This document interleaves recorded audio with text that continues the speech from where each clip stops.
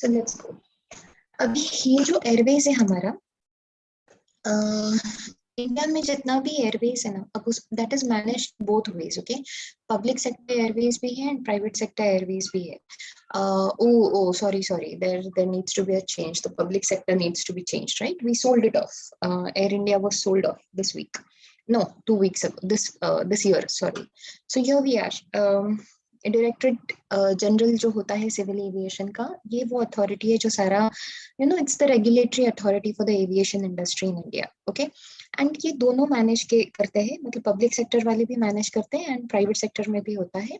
Public sector में government का airlines होता है एंड प्राइवेट सेक्टर में you have the private players playing that, managing that. Okay. So need to work on that option. Give me one moment.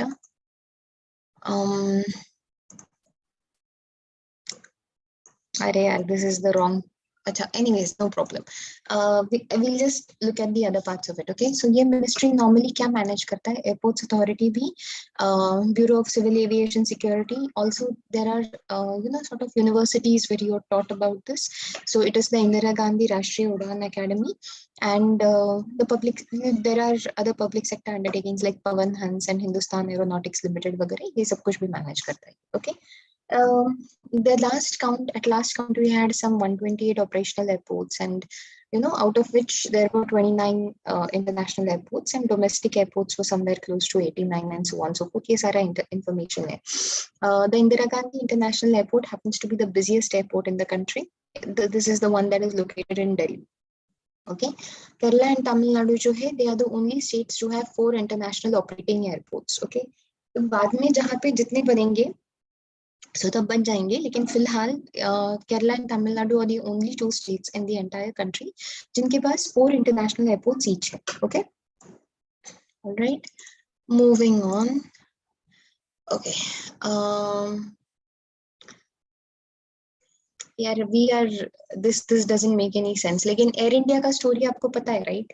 Anyways, कि air India जो था, it was founded by JRD Tata as Tata Airlines way back in 1932, and उसके बाद then it was a public limited, like बाद में World War के बाद the Indian government bought it and it became a public limited company and it was renamed as Air India. Okay, now उसके बाद उसके like वो जो एक डोमेस्टिक रूट्स के लिए था airline, that was named as Indian Airlines and later that was together called as Indian, and वो normally domestic routes पे operate करता था, this Indian Airlines, and sometimes it used to make close close by nations को international services भी देता था. Okay, Alliance Air जो था वो एक इंडियन रीजनल एयरलाइन था and it was a wholly owned subsidiary of air India, जो बाद में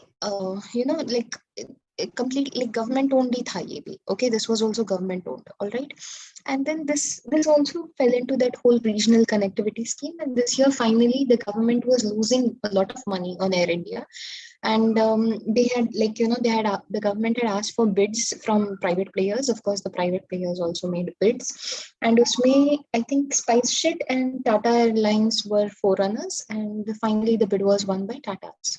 Okay, so it is back where it was in the original place, back home. The Maharaja is back home was the whole idea back then, because Maharaja used to be the mascot of Air India. Pawan Hans interesting hai.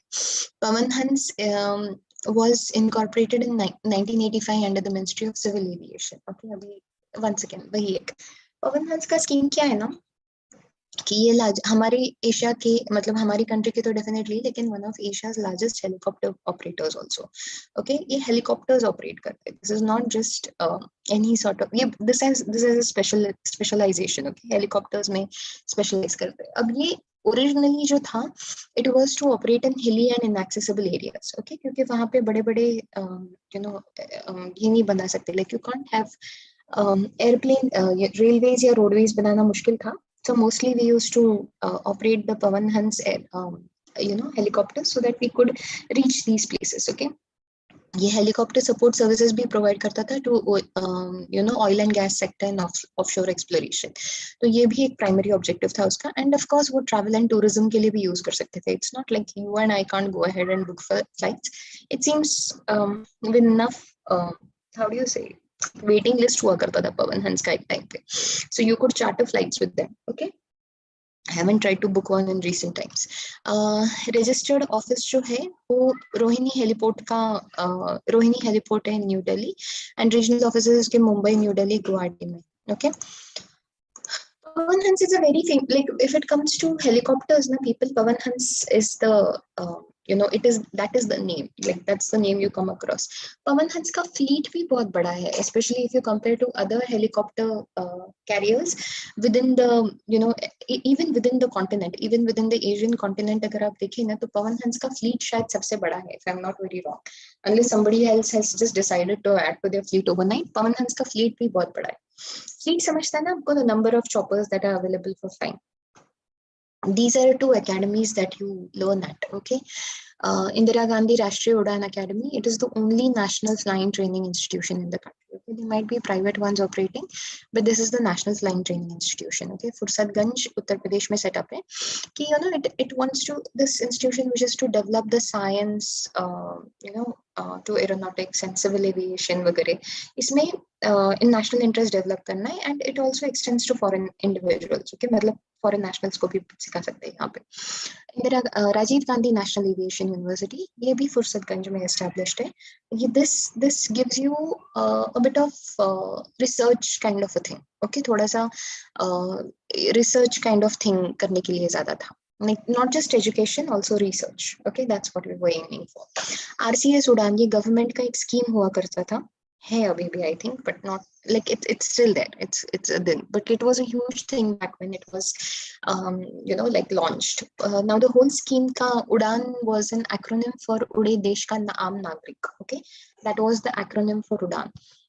Ude Desh ka Aam Nagrik. Obviously, the entire idea itself means ki you wanted to make air travel affordable. That is what the government was aiming for. Okay, air travel affordable bana do for everyone, सबके लिए. So this is the general data out of which it was operating, how many airports and how many operators were included on it, and so on and so forth. Okay. Back when, now we are talking about a separate thing, Vande Bharat mission. Now this is more of a current affairs question more than anything else, and this was something that mattered last year because government ने last year बहुत जोर दिया था इस पे.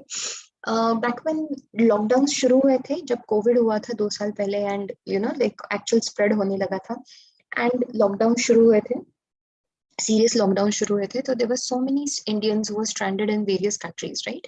तो उनको वापस लाने के लिए गवर्नमेंट ने जो इवैक्यूएशन प्रोग्राम किया था, that is called as Vande Bharat. Okay, so उन्होंने Air India and Air India Express के फ्लाइट्स ये किए थे, एम्प्लॉय किए थे to get back people from those countries. Okay, meanwhile ये जो फ्लाइट्स थे, कुछ some flights were like cargo only flights थे. What they used to do is that जितना भी अपने यहाँ पे ये होता था ना, agricultural products like fruits and vegetables and all, so all those were picked up over here in India, and then they were flown across to those West Asian countries, like maybe in Singapore, or also in Singapore and Kuala Lumpur, like ऐसे Malaysia वगैरह उस तरफ जाता था ये.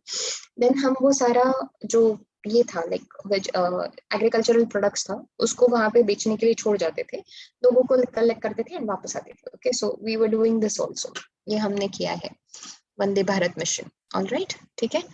And that finishes off the airways. Now we move on to Indian communication. Okay, India communication.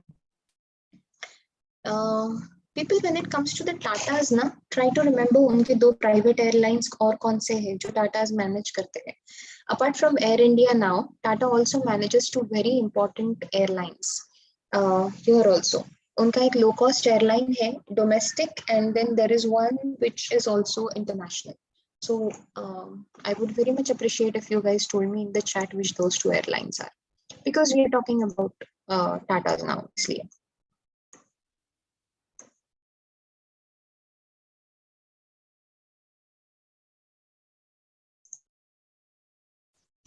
Okay, First thing that we talk about अभी India का जो कम्युनिकेशन सेक्टर है उसमें we'll deal with Indian Post Office, telecommunication, mass communication जो भी होता है, and so that is that. Okay, ये सब के साथ डील करेंगे. Now India Post, यार Indian Post जो है वो हमने 1954 में इंट्रोड्यूस किया था, way back in October, and at that time it was a huge thing. Okay, like that used to be the only means of communication for so many people.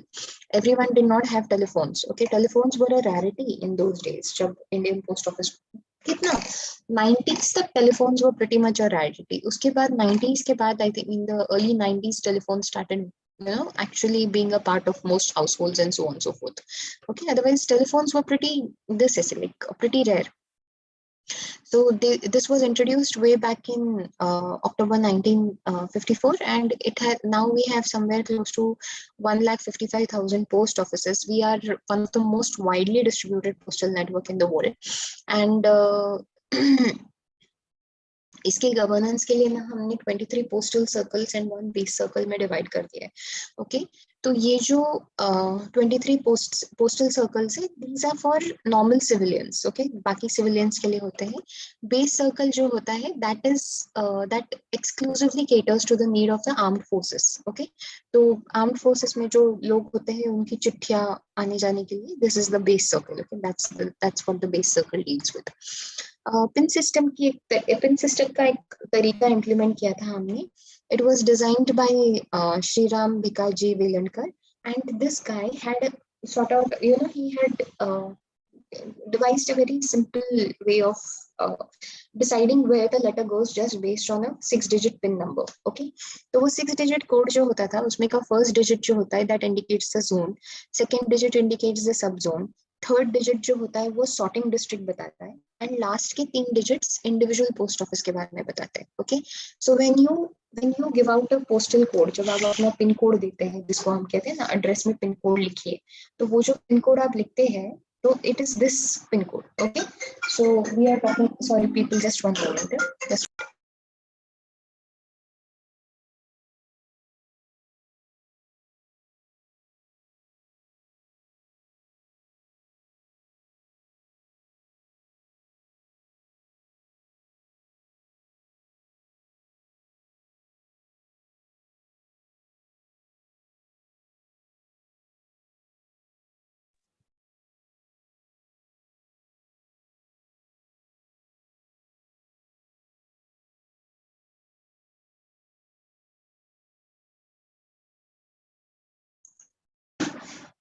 हाँ जी, sorry. Here we are back again. तो there's a proper 6-digit code जो ये सब कुछ indicate करता है, and then you also know, so पता चलता है कि वो लेटर किस तरफ जाना है. then उसके बाद जब वो उस individual post office में चला जाएगा तो फिर उसके बाद you can go ahead and sort it out. Okay, actual लोगों के घर पे भेज सकते हो उसको.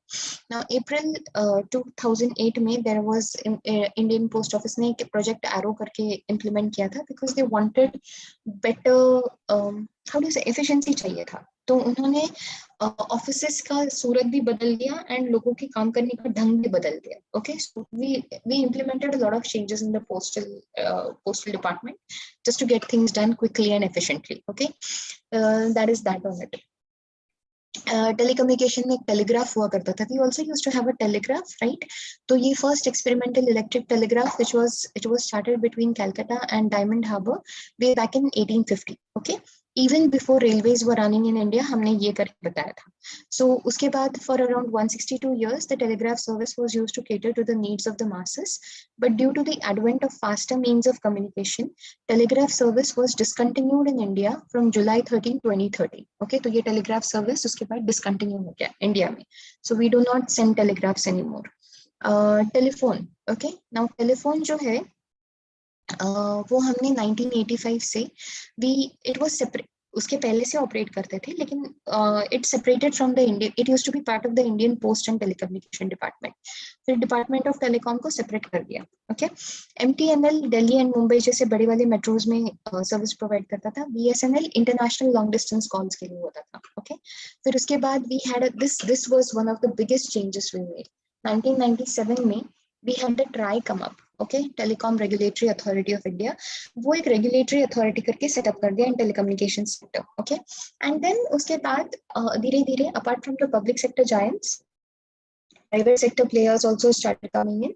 So we had Bharti Airtel, Reliance Jio, Vodafone India, है ना, ये सारे players भी आ गए मार्केट में.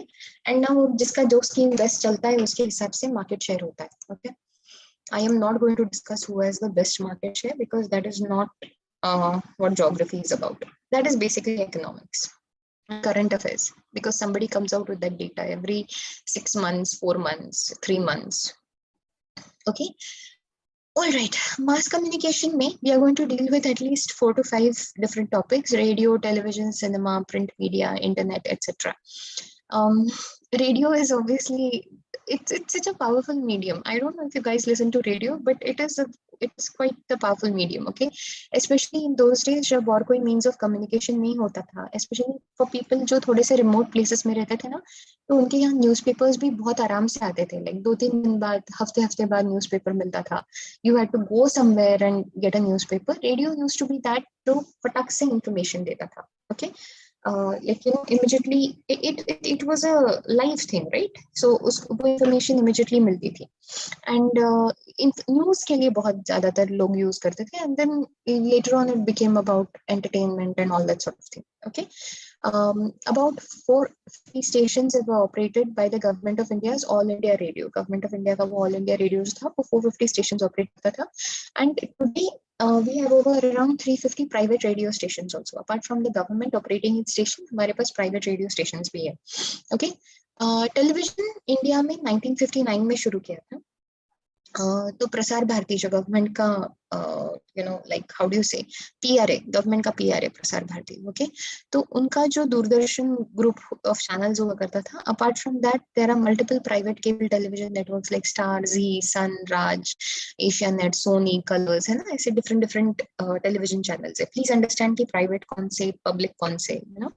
Public, private here means which are owned by private individuals. Okay, private sector, public sector, I'm talking about that. Cinema, cinema के बारे में क्या बात करें. I think 1913 में हमने हमारा फर्स्ट फिल्म प्रोड्यूस किया, राजा Harishchandra, I believe.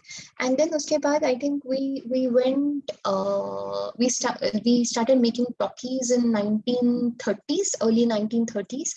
That was Alamara, India's first talkie movie. And then उसके बाद then we moved on to color television, and you know we even had that thing way back in Mughal Azam. सारा movie white में shoot किया था, black and white में, लेकिन one song was added in color and so on and so forth. Eastman color and all that sort of thing. And then after that we've made great strides in Indian television, in Indian cinema. May I inform you that it really not just entertains a lot of people every day. This movie does provide employment for several thousands of people. And I'm not just talking about Hindi films, Hindi films in the Hindi film industry or just Hindi films. We have films like across the board in India. Films are made in so many different languages. And it doesn't even have to be an official language, right? In films, like you understand there are 22 official languages. In languages के अलावा भी अलग-अलग languages में films बनती है. Okay? So that is the thing about it. Anyways, mass communication में एक और चीज होती है print media. Okay, newspapers, periodicals, journals, all this fall in the category of print media. अगर आपको कोई recent news पता होगी तो that will matter over here, लेकिन फिर भी वो geography का question hardly हो सकता है. So I'm not covering that particular section. Current affairs का मैं वो वाला section नहीं cover कर रही हूँ. I'm just giving you a general information. Okay. Internet का भी पता होना चाहिए. BSNL ने launch किया था on 15th August 1995. Internet services, and then dhire that entire thing started growing. Okay, so I think it took what, like 1995, 15th August 1995, right? I remember it caught up very quickly. Actually, it really did catch up very quickly, internet. Okay, especially in the cities, it caught up very quickly. And then rural area mein penetration thoda sa aaram se ho gaya. But what has really helped in the last few years is mobiles. Okay, mobile internet jo mila hai, so that has been that has been great. The fact कि mobiles पे internet मिलता है, and so everyone on even in the rural areas, can be on the internet is a different thing. Okay, India obviously has the world's second largest internet user base because we are only second to China. When that is compared, India का एक ही problem है, हमारा जो average bandwidth है इसका broadband का and internet speed का थोड़ा प्रॉब्लम है हमारा. Okay, so that is the only thing that, because अगर if you compare that with other developed countries तो वो स्पीड काफी कम है, इंटरनेट स्पीड्स काफी कम है हमारे. Okay, all right, moving on, you go to India trade. अब हम ट्रेड के बारे में बात करते हैं. यार people, when you talk of trade in India ना, आपको 2-4 बेसिक कॉन्सेप्ट्स पता होने चाहिए, and then you need to know a few basic tables and numbers. Okay, उसके अलावा फिर और कोई प्रॉब्लम नहीं है. So here you go.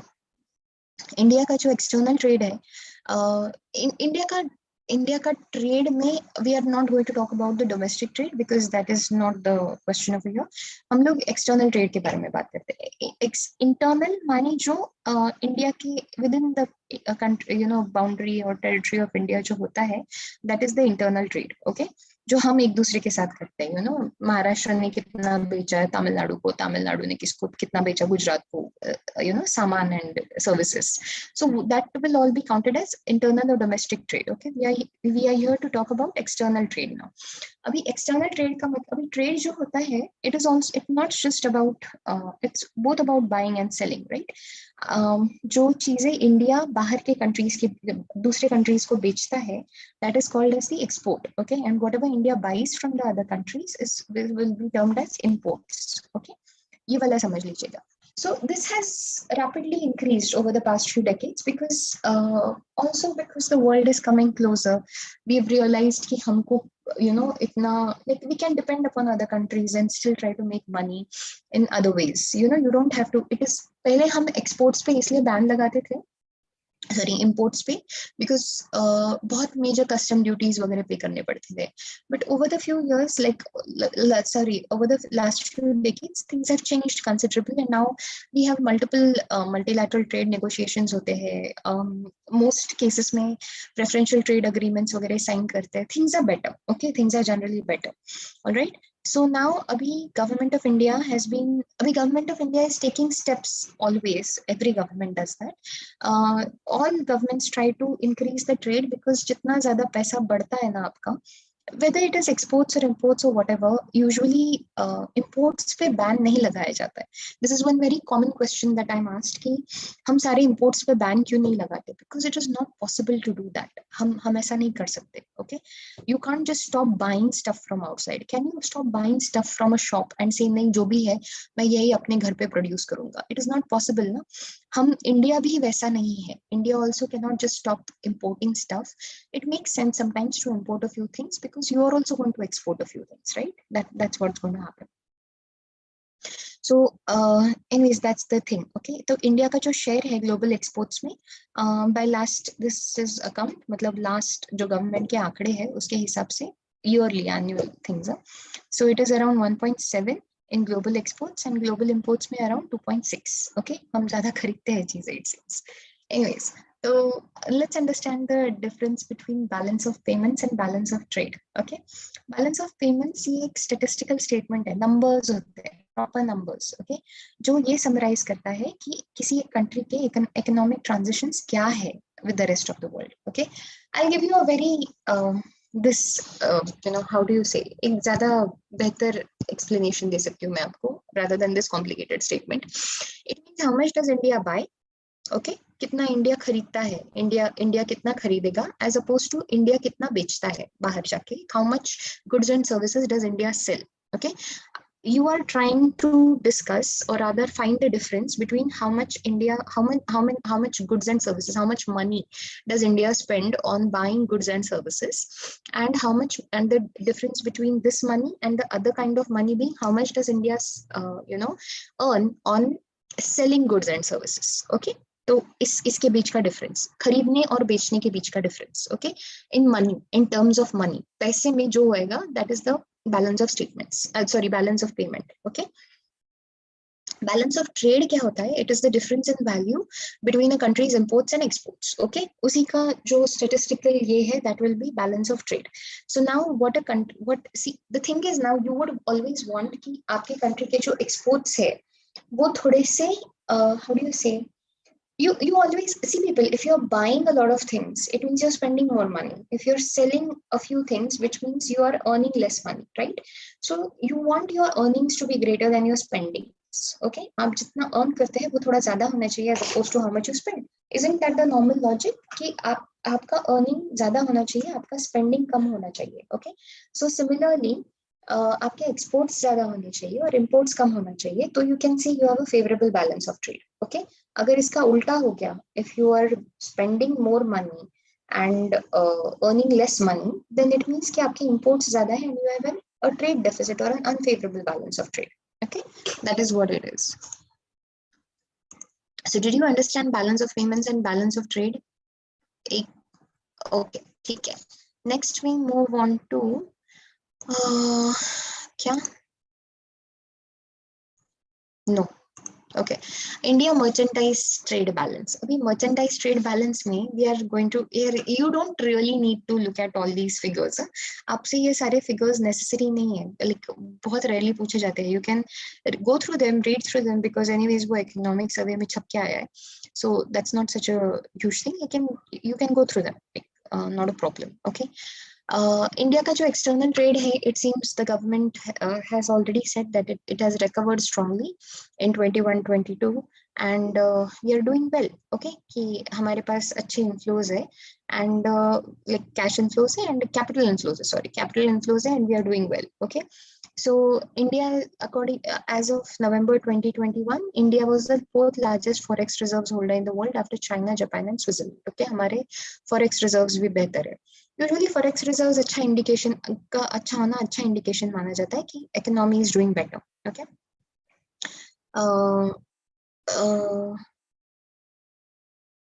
Petroleum products, semi precious and precious stones and iron and steel, ये वो कमोडिटीज है जिसमें इंडिया का balance of trade most favourable है. मतलब ये हमारे एक्सपोर्ट्स हुए. ओके, हम पेट्रोलियम प्रोडक्ट्स को एक्सपोर्ट करते हैं, उसके पीछे पीछे precious and semi precious stones को, पर्ल्स वगैरह जो सारी चीजें होती है ना, उसको एक्सपोर्ट करते हैं. एंड थर्ड आइटम जो हम मेजरली एक्सपोर्ट करते हैं, that is iron and steel. Okay, and apart from this, वो कमोडिटीज जो हम सबसे ज्यादा इम्पोर्ट करते हैं में होता है क्रूड पेट्रोलियम. हम बहुत ज्यादा क्रूड पेट्रोलियम इंपोर्ट करते हैं. गोल्ड इंपोर्ट करते हैं, इंडिया हम गोल्ड को इंपोर्ट करते हैं, पीपल बहुत गोल्ड इंपोर्ट करते हैं. एंड हम पेट्रोलियम प्रोडक्ट्स भी इंपोर्ट करते हैं. Okay, so we do that also. Now this is your table. ये आपका top 10 export and import commodities है. So please go through this.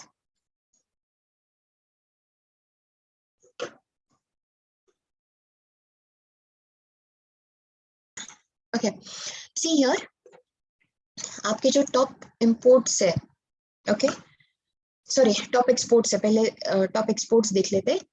Top export में यू हैव पेट्रोलियम प्रोडक्ट्स, ये सबसे ज्यादा एक्सपोर्ट करते हैं हम लोग. एंड उसका परसेंटेज भी देख लीजिए, बहुत ज्यादा है. Like it's very very huge amount, like 14.9% है वो as opposed to the rest of the items. Okay, pearls, precious and semi precious stones भी इंपोर्ट करते हैं, आयरन एंड स्टील. उसके बाद drug formulations, biologicals, which you and gold and other things. Okay, ये clearly last time हमारा top product हुआ करता था, drug formulations and biologicals, when you know everyone needed all sorts of drugs way back in when Covid pandemic ज्यादा इसमें था, तो it existed over there. Okay, then you have gold and other precious metal jewelry. ये एक नया product है अपना. ये obviously you see how many times these things occur, बड़े बार. Okay, multiple times अगर करते हैं. Organic chemicals is the next thing that we are looking to export. Electrical machinery and equipment, then aluminium products and aluminium and उसके products, and then iron and steel के products, and lastly कुछ क्या marine products है, right? Yeah, so marine products. So all of these are those things that we export the most. Okay, अभी import जिस चीज को करते हैं, that would be petroleum, crude petroleum. Okay, crude petroleum को सबसे ज्यादा import करते हैं. Make sense ना, हम उसको refinery लेके जाते हैं, उसके अलग अलग products बनाते हैं and उसको बाहर बेचते हैं. Okay, gold being the second item on this list. We really import gold. Okay, बहुत Indians love gold. हम gold के ornaments, people जब pandemic चल रहा था ना, तब भी लोगों ने सोना खरीदना बंद नहीं किया था. Indians just love their gold. Okay, petroleum products ये थर्ड आइटम होता है। फिर pearl, semi precious and precious stones, this is the fourth item, ये भी हम इंपोर्ट करते हैं। Okay, coal, coke and briquettes ये भी इंपोर्ट करते हैं। इलेक्ट्रॉनिक्स के कंपोनेंट्स करते हैं। Vegetable oils is one of the important things that we import. Organic chemicals, computer hardware and peripherals, this is also something we import. Okay, and plastic के raw materials import करते हैं हम लोग चीजें। So this is something that we, okay fine, alright, ठीक है। Moving on, India का merchandise trade balance. When you talk of India's merchandise trade balance, try to look at these figures. Okay, in US billions में है ये, तो billion dollars में figures है ये, तो you need to look at this. Okay, you don't have to look at individual exports and imports. You just have to look at the last column. वो जो last column है ना, उसको देख लीजिएगा. Provisional है, of course government कभी कभी उसको थोड़ा सा revised figures दे देगा बाद में, लेकिन let's go with these figures. Okay, now USA का नंबर, यूएसए देख लिया, प्लस 21.6 है, मतलब हमको यूएसए से 21.6 बिलियन डॉलर्स मिले। Okay, this is what we have gotten from USA. Bangladesh से 7.9 बिलियन डॉलर्स, नेपाल से 5.9, टर्की से 3.8, नेदरलैंड से 4.1। Okay, so we are still happy over here. UK and Italy से भी हमको 2.5 and 2.1 बिलियन डॉलर्स मिला है। Okay, where have we lost money? हमने पैसा कहाँ पे लूज किया? सबसे बड़ा पैसा हमने चाइना के साथ लूज किया। 43.4 billion US billion dollars is something that India has given to China because we've bought stuff from them. Okay, China से इतना पैसा, चाइना को इतना पैसा दे दिया है हमने। Secondly, we have paid Iraq. अभी यहाँ से क्या आएगा यार, oil, 17.2 billion dollars. Okay, US billion dollars. Switzerland को भी 16.9 US billion dollars, then Saudi Arabia got 13.4 US billion dollars and UAE को 10.4। ओके, सो दीज आर, ये वाले जो है ये हमारे टॉप स्पेंडिंग्स है, इन कंट्रीज पे हमने सबसे ज्यादा स्पेंड किया, एंड ये वाले जो है यहाँ पे हमने टॉप अर्न किया। Okay, we earned a lot from these countries. Alright, तो अभी नंबर्स के हिसाब से सबसे टॉप मोस्ट कौन होगा, which will be the one that should be on the top over here? China, क्योंकि इनके साथ this is our largest trading partner, right? तो China happens to be your largest trading partner, followed by USA 21.6। Okay, followed by, और एक बड़ा number क्या है, 17.2 Iraq, है ना? सो this is your third person, like third country जिसके साथ बहुत ज्यादा ये किया है। स्विट्जरलैंड वंस अगेन, इसके साथ भी बहुत ज्यादा ट्रेड किया है। And lastly you go on to ये Saudi Arabia. Okay, so out of these 5 countries, सिर्फ USA is the only one which is our biggest, जिसको हम चीजें एक्सपोर्ट करते हैं, बाकी सारी कंट्रीज से हम इंपोर्ट ही करते हैं। Okay, so that's your thing. So please remember, India's largest trading partner is still China.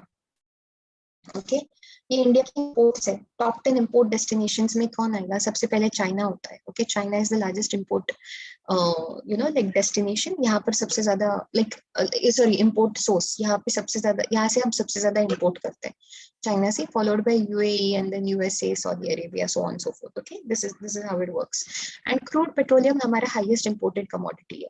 Okay, followed by you have export destinations में यूएसए को हम सबसे ज्यादा एक्सपोर्ट करते हैं, followed by UAE and China. Okay, हम यूएई एंड चाइना को भी एक्सपोर्ट करते हैं, बट यूएसए को सबसे ज्यादा। Okay, petroleum products and precious and semi precious stones largest export commodities है। नॉट ये दोनों चीजें हम नेसेसरली यूएसए को या यूएई या चाइना को नहीं बेच रहे हैं, we are just generally idea कर रहे हैं हम लोग यूएसए के एक्सपोर्ट्स का। यूएसए को हम मोस्टली अपनी सर्विसेज बेचते हैं, दैट इज वाई इतना पैसा बनता है यूएसए से। आईटी सर्विसेज जो होती है ना, उसका पैसा बनाते हैं हम लोग। ओके, ठीक है, good so far people. Okay, that finishes off this particular chapter. Okay, moving on, आज हम जल्दी शुरू करेंगे फिर। Let's go to polity. Okay, थोड़ा पॉलिटी कर लेते हैं फटाक से। अभी ना हमने कल तक क्या किया था, पीपल लिसन ना, इंडिया इज कंप्लीट। ओके, मैं आपको जनरली बता देना चाहती थी कि इंडियन ज्योग्राफी में अभी like this finishes of both physical and economic geography, वो खत्म हो गया अपना। what we really need to look at is now world geography. So I'll be taking another 2-3 days to finish off that, because मुझे physical regions भी cover करना पड़ेगा, and then natural regions करके पहले cover करेंगे world geography में. That is a simple thing, वो हमने बहुत बार देखा है. We just need to look at it a little more properly. Okay, so natural regions cover करेंगे, and then उसके बाद continent wise हम थोड़ा सा world geography cover करते हैं. Most of that has already been covered, लेकिन कुछ important markers देख लेते हैं for every single, like continent or a country in particular or something like that, especially if that country is very important in that particular continent. ठीक है, so we'll do that, and then उसके बाद papers discuss करेंगे. Beginning from the last year's paper, so we'll go backwards. Okay, all right. Here we were, हमने कल national development council कर लिया था, फिर उसके बाद all India services, centre state relations भी देखा था. Now we'll go to state relations. तो states के बीच में जो relations होते हैं वो देख लेते हैं अभी. This is also federalism, right? It is not just about center and state. Like states का आपस में जो बनती है नहीं बनती है, that is also part of federalism, right? तो सबसे पहले trade and commerce देख लेते हैं कि कौन सी state का कौन सी स्टेट के साथ किस तरह से आपस में किस तरह से ट्रेड एंड कॉमर्स होता है उनके बीच में. Okay, so here it is. Article 301 completely declare करता है कि trade commerce intercourse throughout the territory of India shall be free, barring a few restrictions. Okay, तो ideally free होता है, you just have a few restrictions. One, first of all, Parliament impose कर सकता है कुछ restrictions. If it is in public interest, the Parliament itself can impose restrictions in public interest within a state or intercourse between states. उसके लिए legislature of a state खुद impose कर सकता है reasonable restrictions in public interest. Okay, like sometimes a state can itself come up with, लेकिन reasonable होने चाहिए वो. Okay, legislature of a state can impose on goods imported from, taxes impose कर सकता है या restrictions impose कर सकता है जो बाकी के states या union territories से आती है on goods which are similar to ones that the state manufactures. ये थोड़ा सा complicated है, लेकिन समझ लीजिए. It is like saying Maharashtra में से अभी मैंगोज का सीजन है. ओके, सो से Maharashtra makes best mangoes. Makes मतलब महाराष्ट्र के मैंगोज बेस्ट है. Okay, so Maharashtra can say कि दूसरी स्टेट से जो मैंगोज आते हैं ना, से सपोज यूपी से, आंध्र से वगैरह जो मैंगोज आ रहे हैं, तो उसके ऊपर we can impose taxes. Okay, तो महाराष्ट्र के you get how this works, so that Maharashtra के मैंगोज बिके. अगर बाहर के स्टेट से जो भी गुड्स आते हैं उस पर टैक्सेस लग गए तो लोग उसको खरीदेंगे नहीं ना. So that is why then less number of people will buy it, because वो महंगा हो जाएगा. So people will say नहीं, उससे better तो ये महाराष्ट्र का ही मैंगो खा लेते हैं. So that sort of thing. Okay, and of course it is subject to nationalization laws and stuff like that, laws providing for monopolies in favor of the state or the center. दोनों चीजें. Okay, तो these things can happen. Mostly free होता है, लेकिन some reasonable restrictions can be imposed. Okay, and it is quite possible कि अगर आपने किसी स्टेट पे इम्पोज कर दिए रेस्ट्रिक्शंस, तो वो स्टेट भी आपकी स्टेट पे रेस्ट्रिक्शंस इम्पोज कर देगा. That is normal, right? Next you come to, अभी इंटरस्टेट रिलेशंस में ट्रेड एंड कॉमर्स देख लिया. Now we come to proper politics about it. Okay, interstate council होता है. इंटरस्टेट काउंसिल के लिए there is an article 263 which provides for an interstate council कि यार there should be an interstate council. तो वो कोऑर्डिनेशन कराएगा between the centre and the states. Okay, properly coordination कराएगा, even between the states individually and between the center and states. Everyone can sit down at the same table and discuss things. Okay, Sarkaria commission ने recommend किया था कि center state relations बहुत अच्छे से build on that, otherwise you can't present a strong front. Okay, interstate council was established in Mr. VP Singh's term. Okay, finally हमने establish कर लिया interstate council. अभी ये कैसे work करता है? You have the prime minister as the chairman. Chief ministers of all states होते हैं, chief ministers of union territories जिनके लेजिस्लेटिव असेंबलीज होते हैं, मतलब Delhi, Puducherry and Jammu and Kashmir. You also have administrators of union territories जिनके लेजिस्लेटिव असेंबलीज नहीं होते. Okay, तो वहां पे ऑब्वियसली एडमिनिस्ट्रेटर होंगे ना जहाँ पे यूनियन टेरिटरीज नहीं होते. सो ये सॉरी लेजिस्लेटिव असेंबलीज नहीं होते, तो वहां पर एडमिनिस्ट्रेटर्स होते हैं. तो वो administrators are invited. Governors of states under the president's rule. Why? Because they rule ना, वो रूल करते हैं ना instead of the legislature. So 6 central cabinet ministers including the home minister to be nominated by the prime minister. Okay, तो home minister तो पक्का होंगे, लेकिन उसके अलावा 5 और central cabinet ministers. And 5 permanent invitees होते हैं which are nominated by the prime minister. Okay, ये सब इतने सारे लोग मिलकर क्या करने वाले हैं? It's a recommendatory body. Okay, ये रिकमेंडेशंस देता है. ओके, ये एग्जीक्यूटिव बॉडी नहीं है, ये रिकमेंडेशंस देता है कि ऐसा करना चाहिए, ये प्लान इंप्लीमेंट करना चाहिए, सो on so forth. Okay, it just promotes coordination between everyone bye examining, discussing, deliberating on such issues. See people, one now you might, अभी आप ये सारे डिफरेंट इंटरस्टेट काउंसिल है, सेंटर्स का ये वाला council, national development council, integration council, this council, planning commission, NITI Aayog, ये सब कुछ क्यों था? Like you will probably come across this part कि ये सब कुछ में स्टेट्स भी आती है, सेंटर भी बैठकर, everyone seats at the same table so many times in a year, and then what do they discuss? Okay, see people, most of the times when you wish to establish a communication or dialogue, it is necessary to know about each other's viewpoints. Okay, so your viewpoints can be reiterated on these various platforms at various times and in from various perspectives. Okay, ये बहुत जरूरी होता है for any sort of communication or dialogue. I might sound like a shrink over here, but that is exactly what this is. Okay, not that I'm your shrink. It simply means that every state needs to have, because states की आवाज usually छोटी होती है ना as compared to the center. So for a dialogue to be established, her state को अपना अपना ये होना चाहिए, what do you say होना चाहिए. everyone should have a say, right? Everyone should get a say. उनको अपना opinion present करने के लिए एक platform, एक time, सब कुछ मिलना चाहिए, right? So this mostly ना ये किसी और को अपनी बात कहने का ये देता है, लाइक प्लेटफॉर्म दे देता है, all these councils and everything, and then you can sit down and discuss and deliberate on those issues. Okay, so this is important. And once all those issues get resolved, then you can work on a plan so that growth and development ho sakta hai. Because yeah, when you're quibbling now, it is going to be very difficult, whether it is just the states or the center with some other state. As long as people are quibbling, any sort of progress or development is, just out of question.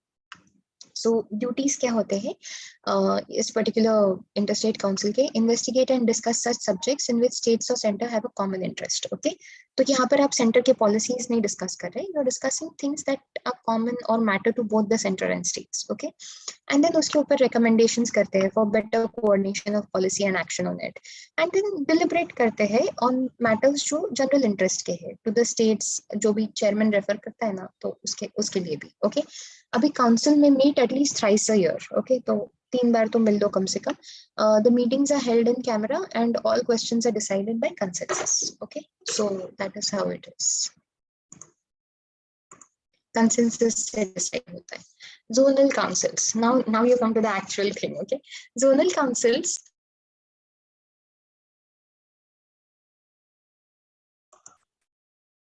they are constituted by an act of the parliament. Okay, so वो statutory body है. You get how this works. I am still not saying it is constitutional, but now it suddenly became a statutory body. Okay, which Niti Aayog is not. Niti Aayog is non-statutory, extra constitutional. So see how this works. So zonal council जो है उसका एक proper act of parliament हुआ था, जिसकी वजह से ये statutory है and extra constitutional है. Okay, now states reorganization act जो था 1956 का, that divided the country into 5 zones. Okay, northern, central, eastern, western and southern, and हर किसी को एक zonal council मिलता है. ओके, हर जोन के लिए एक जोनल काउंसिल होता है. अब इसका कॉम्पोजिशन कैसे होगा? वो जो होम मिनिस्टर है ऑफ सेंट्रल गवर्नमेंट वो हेड पे, then chief ministers of all states in that zone, 2 other ministers from each state in the zone. Okay, तो चीफ मिनिस्टर एंड 2 मिनिस्टर्स, ऐसे हर स्टेट से 3 लोग आएंगे. Okay, administrator of each union territory in the zone. अगर उस zone में कोई union territory होगा तो फिर उसके एक एडमिनिस्ट्रेटर, उसके जो एडमिनिस्ट्रेटर है वो भी इस काउंसिल का पार्ट होते हैं. Okay, simple enough. अभी एडवाइजरी मेंबर्स होते हैं जिनको वोटिंग राइट्स नहीं होते. ऐसे वाले मेंबर्स कौन है अभी यहाँ पे? A person nominated by the planning commission. Okay, ये एडवाइजरी कैपेसिटी में काम करते हैं. Chief secretary of the government of each state in the zone. Chief secretary is your top administrative officer.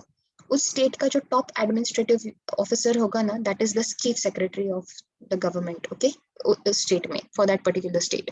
Development commissioner of each state in the zone. ये भी एक ये top officer नहीं होता है, लेकिन ये एक अलग तरह का ऑफिसर है. Okay, development commissioner who is responsible for the development of that state ना, एग्जीक्यूटिव पोजिशन है वो थोड़ा सा, तो that person. Okay, Home Minister of a central government is common chairman to the 5 zonal councils. Did you see any place, especially किसी council में जहाँ पे Prime Minister के अलावा कोई और chairman है? नहीं, right? This is the only place. ये जो zonal councils होते हैं, इसमें chief minister, वो जो chief ministers होते हैं, वो अलग-अलग होंगे for every different zone. लेकिन the only constant is this home minister, okay? जो home minister है हमारी central government के, that person is the chairman of all these 5 zonal councils. Okay, so this thing is always asked. ये आपको exam में पूछा जाएगा because this detail matters. This detail is completely different from the rest of the councils that you see.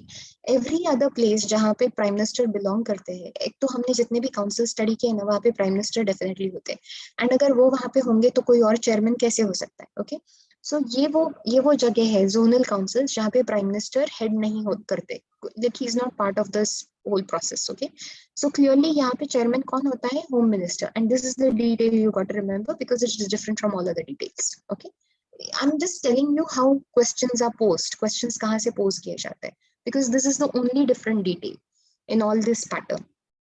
All right, each chief minister जो होते हैं, that person acts as a vice chairman of the council by rotation, holding office for a period of 1 year at a time. Okay, तो एक साल के लिए one year at a time के लिए every chief minister acts as vice chairman. Chairman तो हमेशा यही होते हैं, right? The home minister. So उसके बाद each साल for every year some other like किसी state के एक chief minister rotation wise ये कर लेते हैं, round robin types. Okay, round robin नहीं, रोटेशन में, not round robin. Okay, objectives क्या है? जोनल काउंसिल्स जो होते हैं they are only deliberative and advisory bodies. Once again, deliberate करते हैं, एडवाइस देते हैं, ये कोई रियल एग्जीक्यूटिव बॉडीज नहीं है. Okay, they aim at promoting cooperation and coordination between states, union territories and centre. ये भी इंपॉर्टेंट है. These people can also discuss, make recommendations on multiple things now. लेकिन zonal council की खासियत क्या है ना, that discussion can be very very specific to your zone. Now you don't have to वो जो interstate council था उसमें सारे states साथ बैठने वाले थे, right? Zonal council की खासियत क्या है? Now this is just this zone. अभी आप सिर्फ एक particular zone के बारे में बात कर रहे हैं. Okay, so then this is happy times ना for you. आप सिर्फ उतने like जो चीजें आपके zone को matter करती है आपको बस वही discuss करना है. Okay, so now you're talking about economic and social planning, linguistic minorities, border disputes, जो हमेशा होते हैं, interstate transport, so on so forth. ये सारी चीजें आप हमेशा discuss करते हैं. Okay, इसके अलावा we have gone ahead and formed one more northeastern council. उसके members are Assam, Manipur, Mizoram, Arunachal, Nagaland, Meghalaya, Tripura and Sikkim. Okay, उसका भी function similar है to that of the zonal councils along with security and public order in that region. And this is a very important thing, right? Border states है, ऊपर से थोड़ा सा insurgency भी था बहुत दिनों के लिए. So all these things are important. Security and public order, that becomes an important thing. Now you come to an extremely important part of interstate relations, water disputes. We are discussing water disputes. Okay,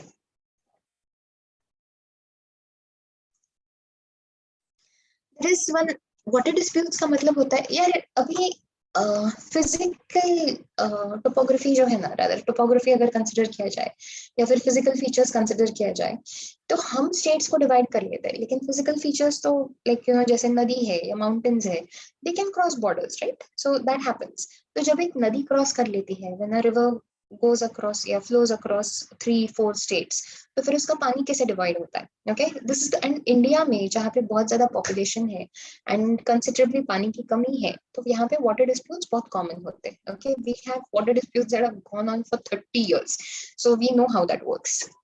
Alright, let's start. And ये सिर्फ हम अंदर के discuss कर रहे हैं, domestic discuss कर रहे हैं. We are not discussing any international water disputes over here. जो भी plenty है हमारे पास, बहुत सारे हैं. Okay, let's discuss this. Article 262 है of the Constitution. वो provide करता है कि water disputes को settle कैसे करना है. Okay, adjudication मतलब how do you settle those water disputes. Parliament खुद provide करता है कि एक ट्राइब्यूनल सेट कर सकता है. ओके, कि कोई सुप्रीम कोर्ट या कोई कोर्ट इंटरफेयर नहीं करेगा, पार्लियामेंट खुद आपके लिए एक ट्राइब्यूनल सेट करके देगा कि यार इन स्टेट्स के बीच में ये झगड़ा चल रहा है, so let's go ahead and do that. Okay, So there is the River Boards Act and the Interstate Water Disputes Act. ये दोनों acts उन्होंने ये कर दिया है. What do you say? Set कर दिया है. Okay. तो ये discuss करते हैं. These are the boards that are responsible for it. Okay. अब ये जो act होता है, that provides for the establishment of river boards for regulation and development of interstate river and river valleys. Okay. So sometimes na kabhi kabhi a river board is also established by the central government on the request of the state's government. Okay, jo state government request karti hai ek river board formulate karo, and then let's see how things go from there. Okay, Interstate Water Disputes Act ये 1956 में लाया था हमने. तो उसकी वजह से क्या हो जाता है कि ये like now we've already discussed, right, कि सुप्रीम कोर्ट के पास नहीं जा सकता है, किसी और कोर्ट का jurisdiction नहीं है वाटर डिस्प्यूट्स पे. तो वो क्या, तो कौन सेटल करेगा ये? You need a judicial authority, right? अगर सुप्रीम कोर्ट में नहीं है तो फिर कहाँ जाएगा? सो द सेंट्रल गवर्नमेंट, अपना जो सेंट्रल गवर्नमेंट है, union government, that sets up an ad hoc tribunal. Ad hoc क्यों? Because it's for the specific purpose कि यार ये रिवर के वाटर डिस्प्यूट को सेटल करने के लिए ये ट्राइब्यूनल सेटअप कर दिया है. Once this case is done, the tribunal will be dismantled. मतलब हो गया, खत्म हो गया उसका काम. Okay, so hence it is ad hoc. It's for a very specific purpose and then वो खत्म हो जाता है. Okay, so once the purpose is satisfied, so government ने set up किया है ये ad hoc tribunal. करते हैं वो for the adjudication of a dispute between two or more states in relation to an interstate river or a river valley. Okay, इसका decision जो होता है, that is binding and final and binding on the parties to the dispute. Supreme Court or any other court will have no jurisdiction in respect of the water dispute which may be referred to such a tribunal under this act. Okay, ideally Supreme Court ने interfere नहीं करना चाहिए. And that is the last thing that I'm going to say on this issue. We are not discussing the behavior of Supreme Court anyplace else. चलो जी, बात करते हैं National Integration Council पे. We are good with water disputes. ये समझ में आ गया आपको? Please देख लीजिएगा. हाँ, National Integration Council फिर discuss करते हैं. National Integration Council में you have ये हमने, this is integration का मतलब क्या होता है? Bringing everyone together, right? Getting everyone together. So you have this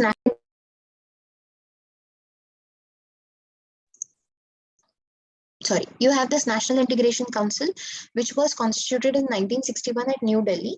अभी इसमें देख लीजिएगा, once again Prime Minister is the chairman. Okay, there is the Central Home Minister, Chief Ministers है states के, leaders of political parties. Now you see, now you have people all across the spectrum. अभी आप simply bureaucracy में या executive में या legislature में involved जो लोग हैं उनके बारे में बात नहीं कर रहे. Okay, now this is everyone, almost everyone across the board you're getting. Okay, chairman of the UGC, 2 educationists. Okay, we also have 2 educationists, the commissioner of SCs and STs, because it's an important section of our society, and 7 other persons nominated by the Prime Minister. Okay, so ऐसे सारे लोगों को मिलाकर हम discuss करते हैं national integration को. Okay, कि everyone, how to bring the entire nation together, इसके लिए we have this particular council. Okay, it is, अभी council का कोई fixed period नहीं होता है constitution का, it is constituted as per requirement. हमने जो last NIC constitute किया था वो 2013 में था, उसके बाद we haven't reconstituted this thing. Okay, the National Integration Council. So once again, this also depends from government to government. यार जिसको जो जरूरत होती है या rather जो method सही लगता है वो follow करते हैं. Okay, so this is this National Integration Council.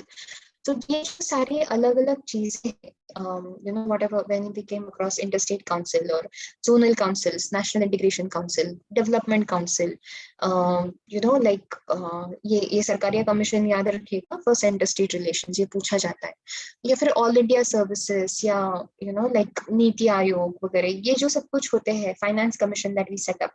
तो ये जो सारी चीजें हमने देखी, all these are for you know, they all represent the federal system in India. How federal system works in India ना, इसके लिए हमने ये सब कुछ establish किया. Okay, fine. Moving on, let's just finish polity today. Polity का session खत्म ही कर देते हैं, then कल से मैं पूरी तरह से geography पे concentrate कर पाऊंगी, and that will do. Okay, let's look at this. Now these are some miscellaneous topics जो हमको discuss करनी चाहिए. ये हमने I think first session में discuss किया था. This is the first thing that I ever discussed. Tears of old PM. ना, this is how it goes. Schedules हमने discuss किए थे, ना? Oh, क्या हो गया? Doesn't work here. Oh, इसमें red में काम करेगा ये. A R Yes, of old. Okay, मिल गया आपको tiers of old PM. Okay, so this is the way in which you remember all the 12 schedules है Indian Constitution की, उसको याद रखने का तरीका.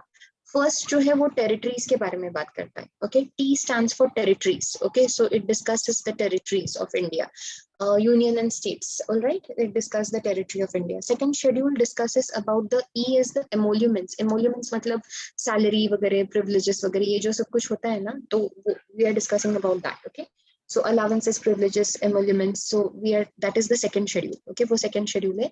Third schedule talks of affirmations, oaths and affirmations.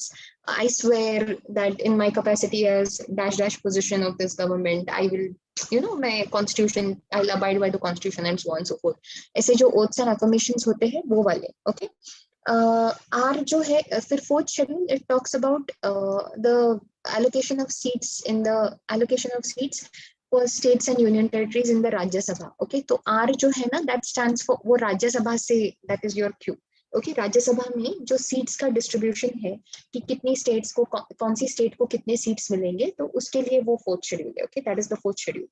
Fifth schedule obviously बात करता है, this is the fifth schedule, it obviously talks of scheduled areas and scheduled tribes. उसका एडमिनिस्ट्रेशन कैसे करना चाहिए generally. Okay, generally scheduled areas and scheduled tribes का कैसे करना चाहिए, that is the fifth schedule. Sixth schedule interestingly specific चीजों के बारे में बात करता है. Okay, provisions in relation to the administration of tribal areas in Assam, Meghalaya, Tripura, Mizoram, other scheduled areas. Okay, that is what the O stands for, other scheduled areas.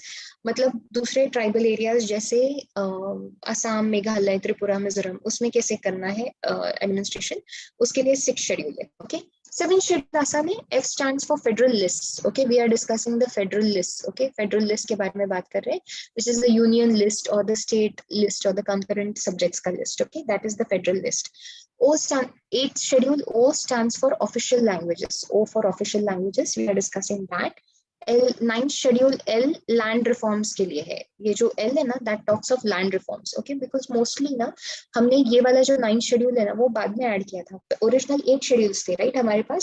Immediately जैसे ही constitution शुरू हो गया हमारा, हमने इमीडिएटली 9th शेड्यूल ऐड कर दिया, और उसमें जाके सारे लैंड रिफॉर्म्स के एक्ट्स डाल दिए एंड बोला ये 9th schedule is completely out of judicial review. Okay, it took us what, it took us the Coutinho case, it is like 2007 ka what, January I think that decision came on some 9th or something, 9th Jan या 7th Jan को कभी तो आया था ये decision, but the first week of Jan, that is what I remember. So it took us those many years to get out of that whole thing. Okay, 9th schedule is also subject to judicial review. All right, then you come to the 10th schedule. 10th वाला जो है वो defection, anti defection के लिए है, लेकिन D stands for defection. Okay, so it is for ये वो सारे disqualification on the grounds of defection. Okay, this deals with, तो your D could be either disqualification or defection. Okay, I would suggest कि आप उसको defection के हिसाब से याद रखें कि जो भी members of parliament है या state legislatures है, उनको डिफेक्शन के बेसिस पे जब डिस्क्वालीफाई करते हैं तो उससे रिलेटेड प्रोविजंस क्या है. ओके, उसके लिए 10th शेड्यूल है. 11th schedule relates to panchayats. 11th schedule panchayats के बारे में बात करता है. And 12th schedule obviously relates to municipalities, तो उसके powers, authorities and responsibilities discuss करता है. 11th and 12th schedules will discuss the powers, authorities and responsibilities of the panchayats and the municipalities. Okay, good enough, याद रहेंगे आपको. Tiers of old PM is the this सेटा, and उसको please याद कीजिएगा कि ये हमारे 12 शेड्यूल्स को एक्सप्लेन करता है. ओके, कॉन्स्टिट्यूशन के. Good, moving on to the official language in India. Okay, India का ऑफिशियल लैंग्वेजेस जो है, it is dealt in part 17. ये क्या, okay, let's begin with the language of the union. Okay, the language of the union is Hindi written in Devanagari script. Okay, Devanagari script में जो हिंदी लिखी जाती है, that is the official language of the union. Okay, now हमने ना बाद में जाके एक official languages act भी enact किया था way back in 1963. तो ये act में ये भी बोला कि English को continue करना चाहिए. Okay, in addition to Hindi, English में भी continue करना चाहिए to transact the entire business of the parliament. तो English and Hindi use करते हैं हम लोग to transact the business of the parliament. Okay, regional languages now you come to regional languages okay. तो किसी कोई भी लेजिस्लेचर जो होता है किसी स्टेट का, वो it can adopt any one or more than one of the languages that are used in that state, or Hindi as the official language of that state. Okay, तो अभी बाकी स्टेट्स के लिए क्या ऑप्शन हो सकता है? सेंट्रल गवर्नमेंट के लिए तो it is Hindi plus English, right? मतलब उन दोनों में से वो दोनों लैंग्वेजेस यूज करने. मतलब अगर गवर्नमेंट कोई एक्ट को, लाइक सेंट्रल गवर्नमेंट कोई एक्ट बनाता है ना, तो उसको गजट में छपवाते वक्त वो इंग्लिश में भी छपवाता है, हिंदी में भी छपवाता है. ओके, ठीक है. So both these are languages of the state, alright, official languages है. तो what happens in say suppose the state of Maharashtra. तो महाराष्ट्र का जो ऑफिशियल लैंग्वेज है that can serve as the language of the state also. Maharashtra state का official language करके serve कर सकता है. जो लैंग्वेज सबसे ज्यादा बोली जाती है Hindi. Hindi can also be a part of the official language. States can choose कि कौन सी हो सकती है. रिमेंबर दैट टाइम जब मैंने आपको बोला था कि when Punjab and Haryana split up way back in 1966, so Haryana chose not to have Punjabi as one of its official languages, and it went on with Tamil as one of its official languages. Jabki I don't think there were enough citizens. For a moment, I had believed that there might be kuch reason hua hoga for which there must be some sort of lot of Tamils living in Haryana at that time, Tamilian population, jiski wajah se unhone Tamil ko that was not the case. I think back then the government has just decided to not have Punjabi as one of its official languages, because होता है ना वो ऐसे कि हरियाणा का एक official language Punjabi भी हो, because they were so close and had stayed together for such a long time. But no, तो I'm just telling you कि हम कोई भी दूसरा language choose कर सकते हैं as an official language apart from the one that is most spoken. Okay, तो एक से ज्यादा official languages हो सकते हैं, and until that is done, English is to be the official language of the state. तो कुछ states में English definitely वो language होता है जिसमें union and states communicate करते हैं. Okay, क्योंकि यूनियन का ऑफिशियल लैंग्वेज क्या है? Hindi and English. There might be states no जो हिंदी में बात नहीं करते, तो English remains the language of communication between union and states, because सारी स्टेट्स हिंदी में बात नहीं करती. ओके, 2 or more states जो है they are free to agree to use Hindi instead of English for communication among themselves. Okay, तो अगर आपको say suppose Maharashtra and Tamil Nadu wish to communicate with each other, that also has to be done in English. Maharashtra and Gujarat communicate with each other, that also happens in English, because Hindi is not, Hindi अपना सबसे बड़ा language नहीं है. Okay, so we chose to do that in English. All right, Maharashtrians. But let's say if you are talking about the state of Bihar and the state of Uttar Pradesh, okay, या Uttarakhand and Bihar, Uttarakhand and Uttar Pradesh, okay, दोनों states में हिंदी बोली जाती है. They both can agree कि instead of using English, we'll just go with Hindi as the official language for communication, and that works. But tomorrow, if say Uttar Pradesh tries to communicate with Kerala and says कि नहीं ये official communication Hindi में होगा, Kerala can send it back and say no, the official communication should ideally be in English, because Kerala का official language Hindi नहीं है. Okay, समझा? So this is how it works. All right. So please remember that. Now, language of the judiciary. This is one very important thing. Supreme Court and her High Court में English is the language of the operation. English में operate करते हैं. Okay. English language में होता है. जितना भी authoritative text है, सारे bills, acts, ordinances, orders, rules, regulations, by laws, central and state levels, उसके लिए भी इंग्लिश ही यूज करते हैं. Okay, so English is the language. If you are looking for the language of the judiciary, it is English. Supreme court में जब आपको ये भी करना पड़ता है ना, लाइक आर्ग्यूमेंट्स करने पड़ते हैं, तो वो भी इंग्लिश में करने पड़ते हैं. Okay, you will hear a lot of local lawyers complaining about that कि why should we have that argument in English? Because we are a country जहाँ पर हम एक लैंग्वेज पे अग्री नहीं कर सकते. We can't. And see how it happens in the court is ना कि वो लाइव होते हैं, आपको immediately arguments and rebuttals करने पड़ते हैं. It doesn't make parliament में चल सकता है यार.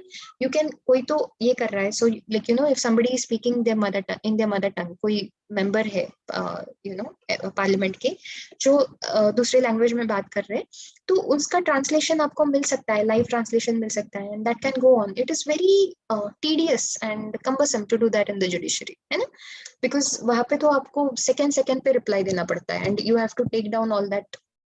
ऊपर से ट्रांसलेशन में things get lost, right? You can't do that in the judiciary. So it makes sense for everything to just, for everyone to just speak in English, because that is also one of the official languages of the union. Okay, 8th schedule. It feels like I am advocating English. That is not true. That is what the constitution has decided upon. Okay, 8th schedule पता है?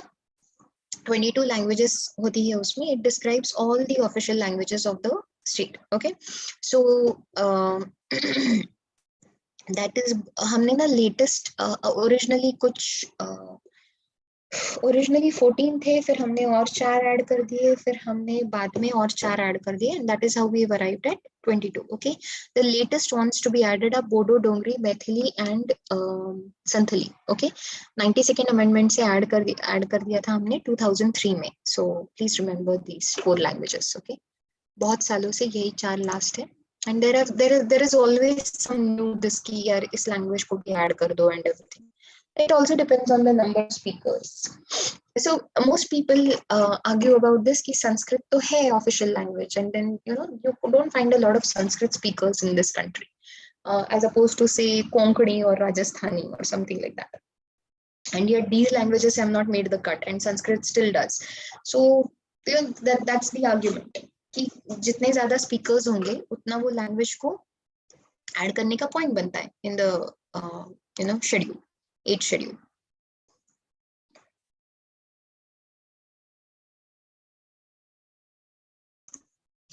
Okay, let's discuss administration of union territories. Sorry, I'm speaking too fast, it seems. अब ये ना, not just union territories, we are going to discuss administration in union territories, scheduled areas, tribal areas. ये special regions है. Okay, India में कुछ ऐसे special regions होते हैं जहाँ पर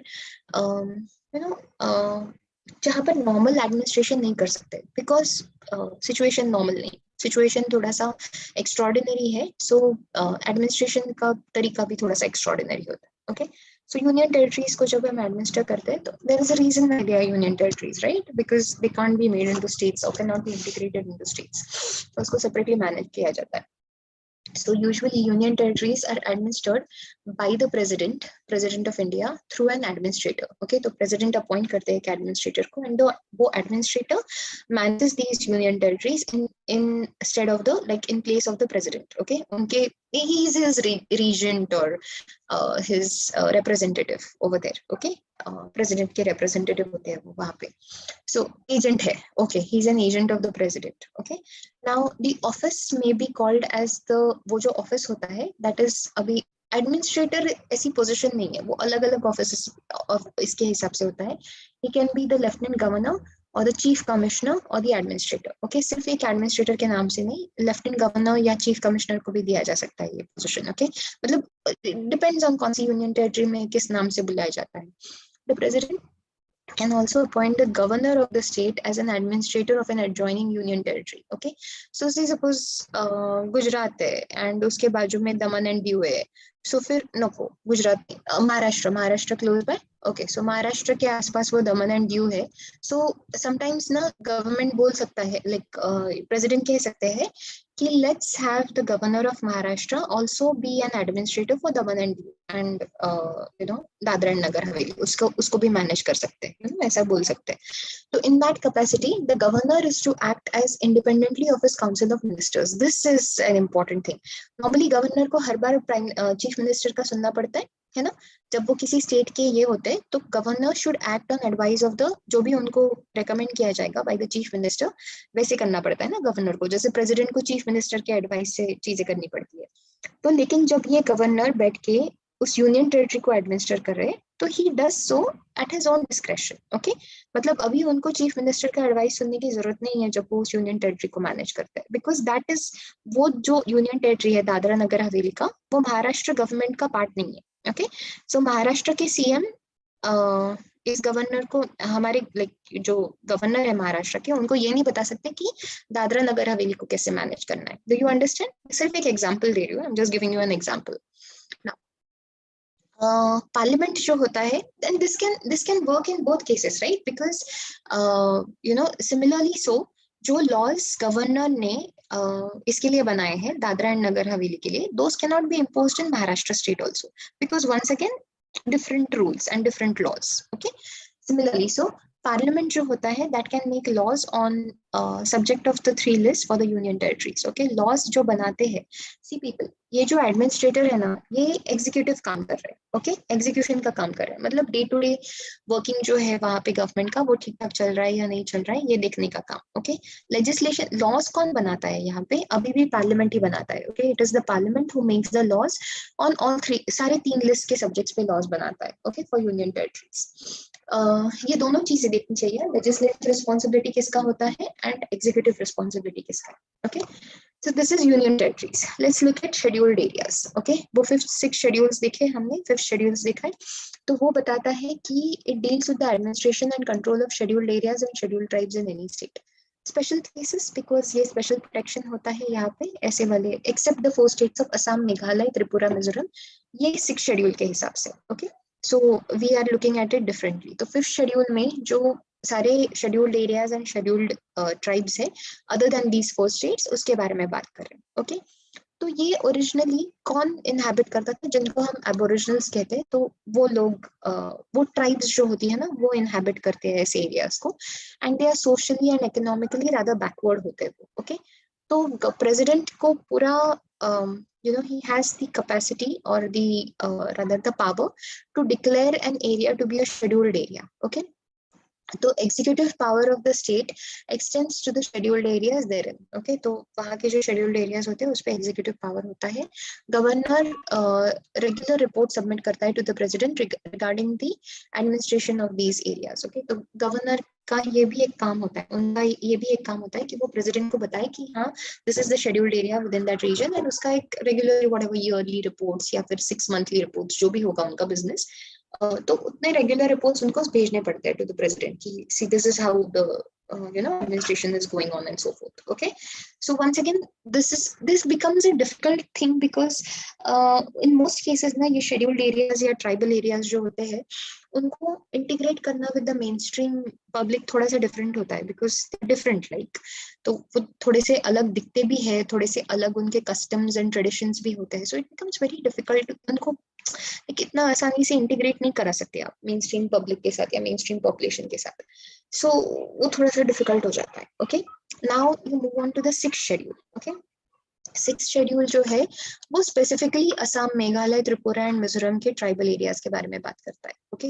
ये this is specifically for these 4 states, Assam, Meghalaya, Tripura and Mizoram. Okay, now these areas are organised into autonomous districts. Okay, मतलब खुद ही खुद को मैनेज करते हैं, स्टेट गवर्नमेंट का कोई एग्जीक्यूटिव अथॉरिटी नहीं है वहां पे। ओके, तो ये स्पेशल है इन ट्राइबल एरियाज के लिए कि इनको प्रॉपर्ली ऑटोनोमस डिस्ट्रिक्ट्स करके एस्टैब्लिश कर दिया है, एंड द स्टेट गवर्नमेंट को कोई एग्जीक्यूटिव अथॉरिटी नहीं मिलती है वहाँ पे।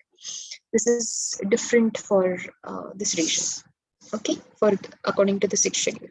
Now let's go on to the election commission. Okay, important thing, election commission जो है अपना, वो ऑब्वियसली क्या करता है, इंडिया में free and fair elections conduct करता है। ओके, बेसिक थिंग, बहुत बेसिक चीज है कि इंडिया में जितने भी, बिकॉज इंडिया को डेमोक्रेसी बोलने के लिए जो सबसे बेसिक चीज रिक्वायर्ड है, it is free and fair elections, right?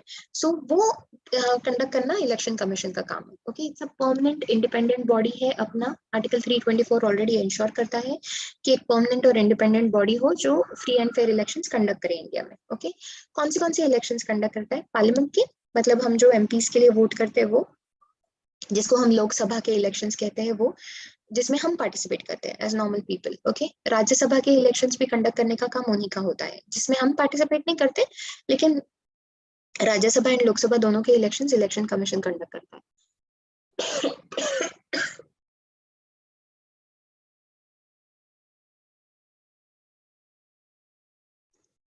Sorry about that.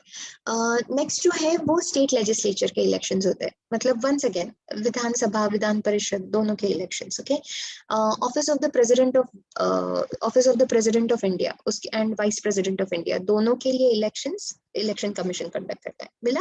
तो पार्लियामेंट के लिए, स्टेट लेजिस्लेचर्स के लिए and vice president and president के इलेक्शंस। ओके, तो वो ये 4 इलेक्शंस के लिए इलेक्शन कमीशन काम करता है। ओके, नाउ ये जो पंचायत एंड म्यूनिसिपैलिटीज के इलेक्शंस होते हैं, those get supervised by the state election commission. Remember, there is the election commission and then there are the state election commissions. Okay, तो state election commissions panchayat and municipalities के elections conduct करते हैं। कौन सा elections are forthcoming? State के elections क्या? Maharashtra state का election तो काफी टाइम है यार, 2019 में किया था हमने, आई रिमेम्बर अक्टूबर 2019। मुझे नहीं पता अभी कौन से इलेक्शंस है। लोकसभा के इलेक्शंस भी उतने ही दूर है, बिकॉज 2019 के थे, तो 2024 में होंगे नेक्स्ट इलेक्शंस, महाराष्ट्र में या इसमें किसी स्टेट के इलेक्शंस आ रहे होंगे, maybe you are talking about those. Okay, अभी अभी हो गए काफी सारे, but if you are still looking out for more तो देन, अच्छा you would generally asking, okay okay okay. यार हर स्टेट का या हर स्टेट का अपना अपना अलग टाइमलाइन है, सो वो अलग अलग टाइम से इलेक्शंस होते रहते हैं। And within Maharashtra also you might have maybe कभी कभी ना there are by election sometimes, किसी एक सीट के लिए ही या किसी 4-5 सीट्स के लिए ही सिर्फ बाई इलेक्शंस वगैरह होते हैं, so that also keeps coming up different different times पे। Okay, composition, okay, election commission का कॉम्पोजिशन से होता है, एक चीफ इलेक्शन कमिश्नर होते हैं उसमें, and any such number of election commissioners जो president time to time fix करते हैं। ओके, तो फिलहाल ये ऑब्वियसली प्रेसिडेंट अपॉइंट करते हैं। एंड प्रेजेंटली कौन है हमारे इलेक्शन कमीशन में? You have one chief election commissioner and 2 other election commissioners. Okay, so total 3 का ये होता है अपना आजकल। तो प्रेसिडेंट जो है he may also appoint after consultation with the chief election with the election commission. ऐसे रीजनल कमिश्नर्स अपॉइंट कर सकते हैं अगर उनको लगता है कि they will help, these regional commissioners will help in carrying out the operations of the election commission. Okay, कि अगर जरूरत है तो किसी एक रीजन के लिए रीजनल कमिश्नर्स भी अपॉइंट कर सकते हैं। ऑलराइट, अब ये जो chief, now you want these people to function independently, right, किसी बिना जोर जबरदस्ती के वगैरह चाहे ना, अब ये ठीक से काम करे, तो वही यू नो प्रिविलेजेस जो किसी जज को प्रोवाइड किए जाते हैं सुप्रीम कोर्ट के, वही इनको भी प्रोवाइड किए जाते हैं। Okay, they have equal powers and equal salary allowances and other prerequisites that are similar to the judge of the Supreme Court. Okay, so in case of disagreement, the matter is decided by the commission by majority. तो पहले ना long ago वो जो chief election commissioner होते थे ना, उनकी चलती थी। Okay, so even if the other 2 election commissioners do not agree with him, as long as the chief election commissioner से समथिंग, वो चीज उस चीज पे डिसीजन होता था। तो नाउ द थिंग इज कि जो भी like you know best of 3, तो वो वाला परफॉर्मेंस देखा जाएगा। तो जितने ज्यादा कमिश्नर्स वोट करेंगे, not it doesn't have to be just according to the chief election commissioners vote. Okay, qualifications क्या होने चाहिए to be appointed? These people are usually members from the civil services के मेंबर्स होते हैं, and जो भी qualifications constitution में prescribed है उसको फॉलो करना पड़ता है। ओके, नॉर्मली इनका जो टर्म होता है that is for about 6 years, 6 साल का टर्म होता है, until they attain an age of 65 years, whichever is earlier. Supreme court का रिटायरमेंट एज या फिर 6 years, okay, that is 65 years, या फिर 65 years तक पहुंच जाए, या फिर 6 साल के लिए सर्व करे। ओके, रेजिग्नेशन किसको सबमिट करेंगे? प्रेसिडेंट को। Can they be removed from the office? Yes, but only on the grounds and in manner which is similar to the judge of the Supreme Court. So proof misbehavior या incapacity, इन दोनों grounds पे उनको निकाला जा सकता है, and only if the parliament votes, okay, majority से vote करता है कि यार हाँ इनका behavior सही नहीं था, इनको निकाल दीजिए। okay, इनके powers and functions क्या होते हैं? This is very important now. ये first of all they will determine the territorial areas of the electoral constituencies throughout the country. Okay, meaning ये डिसाइड करते हैं कि this much area is going to be this constituency. तो कभी कभी ना delimitation हो जाता है, कोई एक कम्युनिटी एक्सक्लूड, कोई एक एरिया या कम्युनिटी एक्सक्लूड हो जाती है या इंक्लूड कर दी जाती है। It makes a difference for the votes, आप अभी नहीं समझ पाएंगे, but it usually makes a difference for the votes. Okay, so ये बहुत इंपॉर्टेंट पावर होती है टू डिसाइड कि कौन सा टेरिटोरियल एरिया किस कॉन्स्टिट्यूएंसी को मिलेगा। Okay, 6:20, I don't think I should continue any further. एक काम करते हैं, ये 1-2 पेजेस रह गया है, वो कल हम शुरू करते हैं, एंड उसके बाद we can work on this. Okay, ठीक है people, thank you very much, and you guys take care and stay safe. I'll see you tomorrow. Yeah, bye.